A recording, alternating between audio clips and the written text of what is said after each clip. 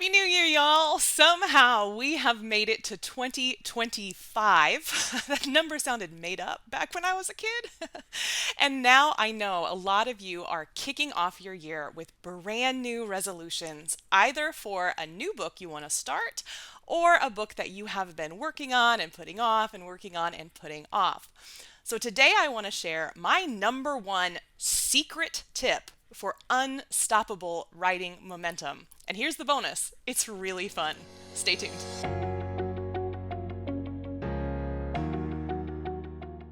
You've got the story, you've got the idea, you just don't know the steps in the process. If this is what's holding your memoir back, I have got the solution for you. The Memoir Method Checklist is going to take you through every single step you need from idea to published marketable book. And you can download it now at pageandpodium.com/checklist.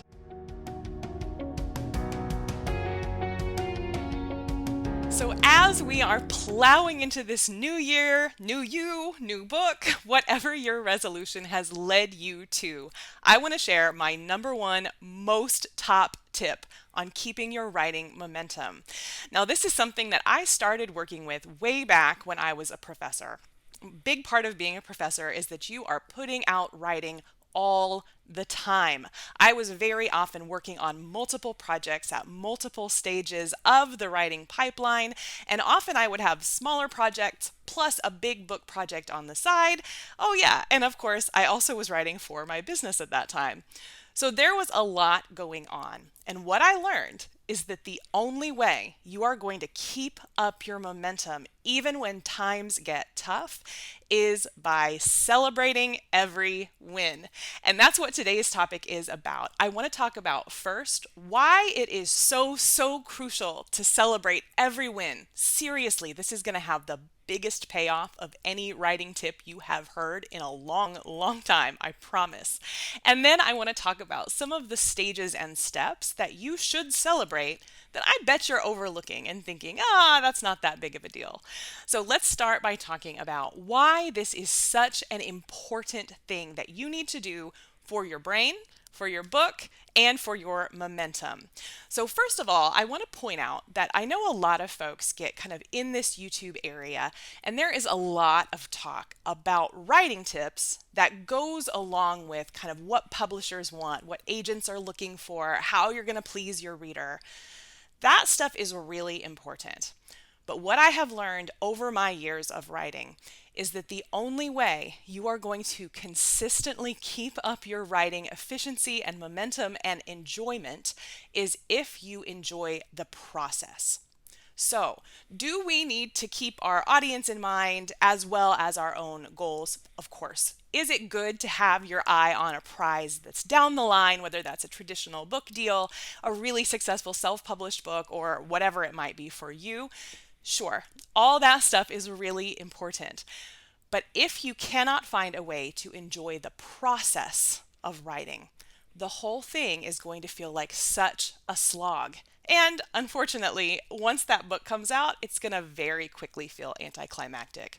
So if you can embrace the process, the things that we need to do along the way, if we can find joy and fulfillment and pleasure in that writing process, you're going to have such a more enjoyable time, and you will be a much more productive writer than the people who are just thinking about that book, getting that book out, getting it in readers' hands. We really need to focus on how we drive ourselves forward. So why is celebration the key to making sure we are embracing the process over the long-term product?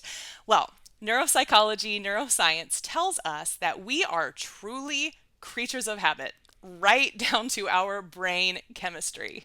Now, every time we have a thought, thousands a day, our brains are firing off neurotransmitters. These are just little electrical impulses that are connecting one thought to another, to another, to another. And what our brains do best is warm up particular paths of thought. So you probably already know this instinctively. If you get kind of hung up on a particular idea, and this is particularly true, by the way, if you are neurodivergent, when you think about that same thought over and over, that thought will be the easiest thought for you to access. Now, I'm going to nerd out just a little bit here because y'all might think it's interesting. I think it's interesting. I remember during my days of studying media, this concept would come up a lot when we were looking at media effects, so the way that media affects us. And one thing that is consistently shown across the board is that when we play a violent video game, whether that is a first-person shooter or a fantasy game, whatever it might be, our brains do learn to link that particular play with aggression. Now, aggression's not the same thing as violence, and I do think that's important. But the point is that when we are accessing aggression over and over and over, our brain gets really, really good at accessing aggression. Now, you can see where I'm going with this, with writing. So many of us are never good enough for our own standards, right? So many of us, whatever we get on the page is not as much as we wanted, or it's not as good as we wanted it to be, or sure, I got it done today, but I had wanted to do it a year ago. So many of us spend so much of our writing time firing off those neurons that are just telling ourselves we are not good enough.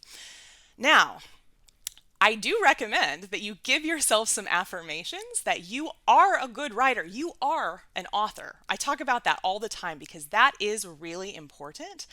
But the secret, the shortcut to getting there, if you are having trouble believing that about yourself, is to celebrate, right?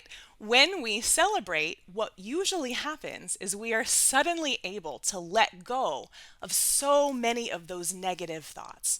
Suddenly, we can focus in on the joy. And remember, that is the key to keeping up this writing momentum. So when we celebrate, when we consistently celebrate every single win, we are doing very much the same thing that those video gamers are doing, just in a really productive way, right? We are training our brain to celebrate, celebrate, celebrate, joy, joy, joy. That is the thing that is going to help you sit down at the computer without feeling like you're dragging yourself to the seat. It's the thing that's going to help you revise without feeling like, oh my gosh, am I still doing this project? When we celebrate, we are training our brain to embrace the process. We are teaching our brain that as we go through this process, it is an enjoyable process that we love. And that way, it doesn't even matter what's going to happen in the end. You don't even have to think about it. We can focus on the joy of the process. But that is far from the only reason that this is such a valuable thing to do. So I want to share a couple of other reasons that are a little bit less nerdy, a little bit less technical, but just as important as we are thinking about the value of celebration. So the first thing beyond this training of our brain is that when we are writing a book, it is a long-term project. Now, I know there are gurus all over the internet who will disagree with me, who will tell you you can write your book in 3 weeks or, whatever the claim of the day is. But truly, writing a book is a long-term process. We recommend in our group program, the memoir method, that people plan on a 9-month timeline for drafting and some revising. If not all. Some people are more efficient. They can get all the way through. Some people get just to the draft and a little bit of revision. But my point is, this is at least a year. By the time you have moved through the entire process, you are at least investing a year. That is such a long time. I see this all the time in our group program members. Things will change about your life. You will have days that are just really objectively very hard. You will have chapters in that book that stir stuff up in you that make you just really feel icky, make you feel like you just want to go back to bed. And as we move through that process, if we don't offset the really hard stuff that is going to happen just as part of our lives and as part of the writing process, if we don't offset that with joyful things, it can really end up feeling like this book is a punishment. You don't want that. That is the quickest way to short circuit your progress and make sure that you are not moving forward in the way you want to. So celebrating is going to help offset what we're going to naturally do as humans, which is complain. So make sure that we've got both, balance them. You're probably going to have to be more thoughtful about putting the celebration in than the complaints. Human nature, it is what it is. The second thing that celebrating these wins is going to do is it is going to help you talk about your book. Now, I find that a lot of people struggle with this much more than they even think that they will before they start. As we are moving through the book, partly because there is this kind of tendency to complain or shame ourselves, it's often really difficult to talk about our book in a positive way. So, what do I mean by this? What I will hear a lot is, well, I got through chapter 9, but originally I wanted to be at chapter 12 by now, but yeah, I did get through chapter 9, right? So essentially what we're doing is taking a win, getting through probably nearly or half of your book, and we're turning it into a complaint, right? We're finding a way to undercut our own successes by not celebrating. Now, think what this does to the person that you're talking to, right? Someone who probably cares about what's going on in your life. They care that you are writing this book. But now, instead of giving them something that's going to feel really good to them to celebrate with you, now you're kind of putting them in an awkward position, right? Now that person has to kind of decide whether to say like, oh, yeah, you are kind of failing. I hope they don't say that. Or whether they're going to have to try to kind of comfort you. What a better feeling to talk about your book if you can invite other people to talk about it with you positively. This is a game changer, by the way. What I find is that when we do the first way, when we kind of undercut our success, we kind of, talk ourselves down a little bit, what will end up happening is you won't want to talk about the book anymore. And the less you talk about the book, the less built-in lived accountability you're going to have. You are undermining so many things.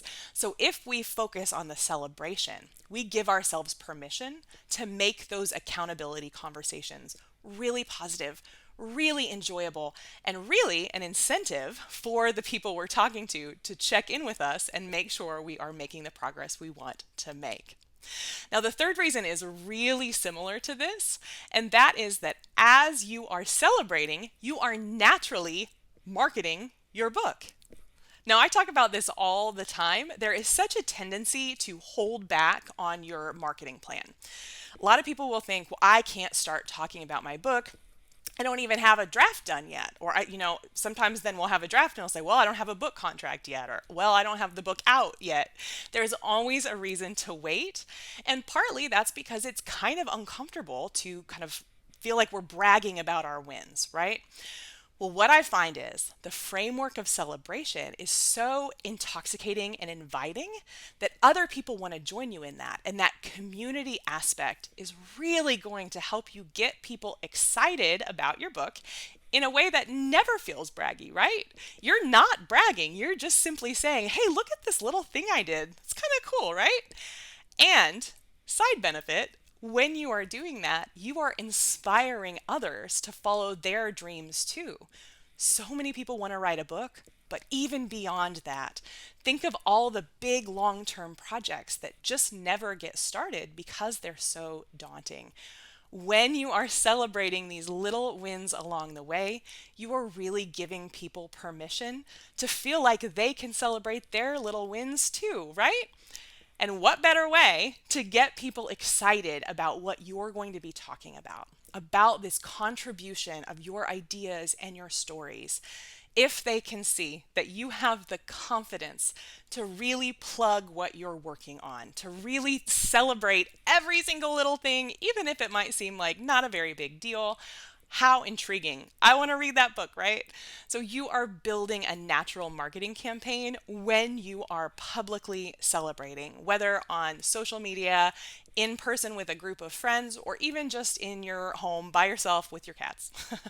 However you want to do it, you are building in this ability to talk about your book in a really positive, uplifting way. And who doesn't want that, right?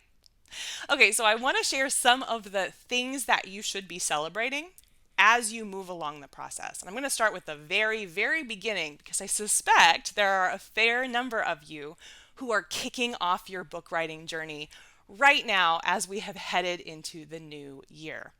So, the first thing that I want to talk about celebrating is your development and planning. This is the number one thing that people will gloss over when they are thinking about their accomplishments, and it is such a mistake. Development and planning is hard. And when you're talking about a memoir, it's extra hard because you know what you're doing when you develop and plan, when you outline, you are digging up every single story that you want to tell. Now, I hope some of them are really positive and you really like recounting them and revisiting them, but a lot of them are not, right? A lot of them are going to be kind of psychologically difficult, kind of emotionally difficult. So let's celebrate the process of excavating all of that stuff from your past and putting it into this organized plan for your writing. Now, over the past few months, we have shared several videos and blog posts, by the way, about how to outline, tips for outlining, methods for outlining. So scroll back down either on the podcast feed or on this YouTube feed and check out some of those videos if you want a more how-to process. But my point here is that when you have that outline done, when you have the skeleton outline, we suggest people also write descriptions of each chapter. Both of those points deserve a celebration. Both when you have pulled together an order and a structure and a narrative arc for your book, and when you have a formal plan set out for how you're going to achieve those things. Celebrate it. That is so, so great. It's so important. Now, as you are working through that process, it is likely to have some bumps along the road, right? And one thing that people will really beat themselves up about is that during that development and planning stage, often it feels like you're not making progress because you're not writing. So when we imagine writing, so many people, myself included, our go-to image is being locked away in some cabin by yourself for weeks and the words are just gloriously flowing onto the page. Well, that's easy to celebrate, right? It's a little bit harder to celebrate when we are at the stages of the process that don't involve putting words on the page. So development is one of those. So is revising, by the way. But in our development stage, what's way more important is that we are revisiting mentally that project most days.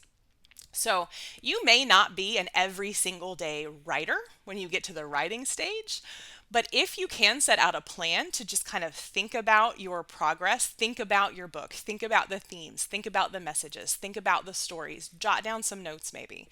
That is something to celebrate. Now, one of the tips that Stephen King, speaking of The Shining, Stephen King talks about a lot is keeping himself on regular track with writing by putting a red X on his calendar for every day that he writes. So the end of the day, if he wrote, he puts a red X. I want to go way past that. You do not have to put writing on the page to celebrate in that little way, right? You can celebrate in that way just by mentally visiting your project. And during development, you need that. That is important. That is not a waste of time. That is not procrastination. That is part of the process. So celebrate that. Celebrate if 3 or 4 days that week you did kind of sit down and think about the project. Celebrate it if every day on your commute to work you spent a little time kind of reflecting on what you wanted the book to be. Put that red X on the calendar and really celebrate the fact that you are making progress. It might not look the way that you thought it would, but you are making progress. Okay. Obviously, when you get into your first chapters, celebrate writing them. I cannot tell you how many people kind of slog through this development phase, get to the chapter writing, and then just feel like they're on a train and they can't stop. You can. The chapter train is an amazing, amazing place to be, and it stops at all these cute little towns. So after chapter 1, celebrate. Take yourself out to dinner. I like to buy myself a little mini bottle of champagne to share with my partner. There are all kinds of ways that you can celebrate, whatever feels good to you, but be sure to celebrate. Now, I want to fast forward to the end of the process because sometimes we forget to celebrate as we're on that chapter train. So the other thing I want to mention is that when you get into querying, if that is something you're doing, or you're self-publishing marketing, if that's the path you're taking, oh boy, that can feel so lonely and so demoralizing sometimes. So I want you to celebrate your submissions. What I mean by that is I want you to celebrate when you send a query letter. I want you to celebrate when you put an ad on Facebook. I want you to celebrate every single submission. Now, do we want results? Do we want that query letter to come back with an accept? Yes. Do we want that Facebook ad to come back with a whole slew of book sales? For sure. But we can't control that part. What you can control is the submission process. Somebody told me in grad school that when people talk about how they're publishing, what you should hear instead is that they're submitting, because nobody publishes who doesn't submit. Celebrate your submissions. If you don't submit, you will not publish. If you don't advertise, you will not sell books. So celebrate that you are taking that step forward. And of course, I do not have to tell you that when that book comes out, celebrate it. When you get your page proofs back from your interior designer, celebrate it. Take a picture, share it on your socials. When you get every single step of that process, share it, celebrate it. Invite people to come into this world and really embrace you and embrace your book. I promise it's going to be so worth it, and people love to do this, so let them in. Now, before I wrap up, I want to add one quick word of caution. And that is, watch out for the yeah, but. Now, this is a big thing for me, but I also see it in a lot of people that I'm working with. And that is that when we have a win, we will tend to want to follow it with, yeah, but that win wasn't as big as whatever it may be.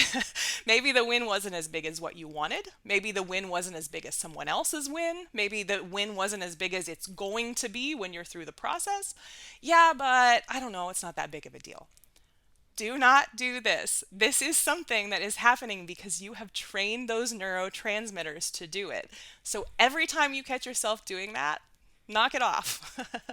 One thing that one of my writing mentors told me, I was at a workshop, and so there were many of us that were writing kind of in this bullpen area, and I was visiting with her one-on-one.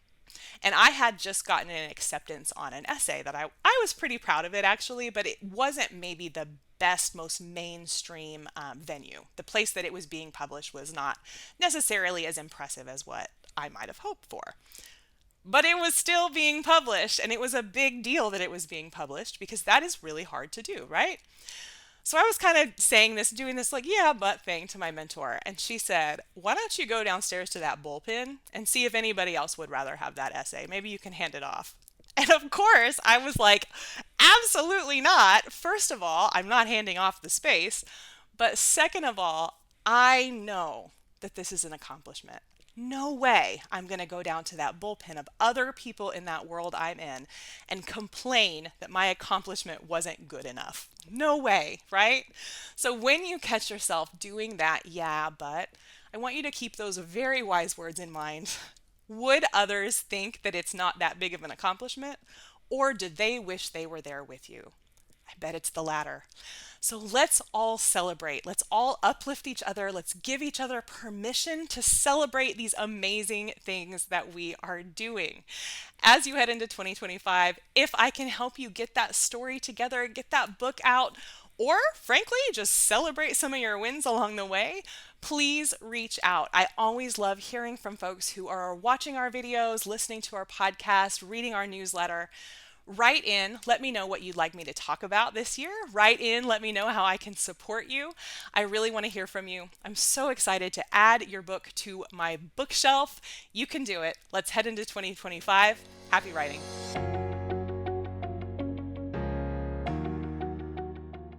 You know what they say, if you fail to plan, you plan to fail. And this is exactly what holds so many people back on their memoir projects. That is exactly why we created the Memoir Method Checklist, a full, complete list of every single step you need to take to get that memoir written, published, and marketed successfully. You can download it now at pageandpodium.com/checklist.